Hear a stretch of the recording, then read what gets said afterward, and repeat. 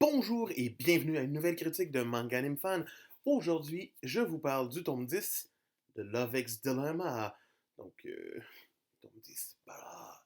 Déjà 10 tomes. La série commence peut-être à être meilleure, voyons voir. Donc, après que Natsuo ait comme fait un duel d'écriture avec un de ses collègues, ben, tranquillement pas vite, il apprend que Ina est peut-être passée à autre chose et il décide aussi tranquillement pas vite de passer à autre chose. Donc, lorsqu'il se rend compte que Rui a fait le pas bien, ben, il va la voir puis il se laisse embrasser. Pam, pam, pam. Et c'est là-dessus qu'on reprend ce tome-là, dans le tome 10. Donc, qu'est-ce qu'il y en est? Euh, Rui commence à prendre un peu plus d'importance dans son cœur, à lui. C'est quand même le fun. Mais la première partie du tome est surtout dédiée à la jeune fille qui va revoir son père et qui va enfin comprendre que son but dans la vie à elle, c'est de devenir cuisinière comme son père l'est. C'est quand même très intéressant, puis la façon que la situation est gérée avec son père est bien faite. Ça nous pousse un peu plus loin le personnage de Rui, puis ça nous montre un peu plus les relations familiales qu'elle avait avec son père, sa mère et Ina. Ça reste quand même intéressant, c'est quand même bien amené, je suis surpris. Je m'attendais à ce que la série dérape de plus en plus dans le fanservice.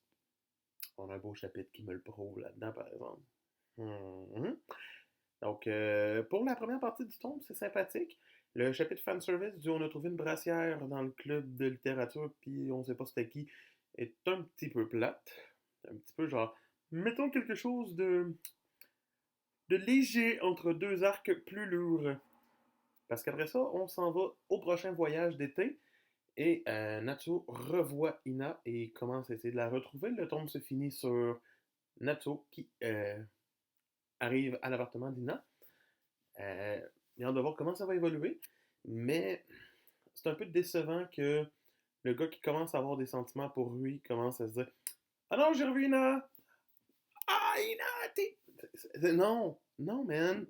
Juste comme, prends l'autre, là.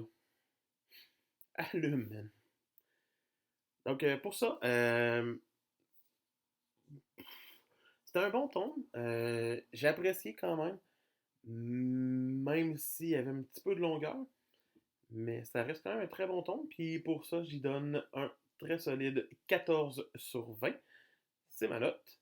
Donc, en espérant que la suite s'en aille pas dans le trou cucu, romance et cliché. Donc, c'était Mangan Fan qui vous dit on se revoit bientôt.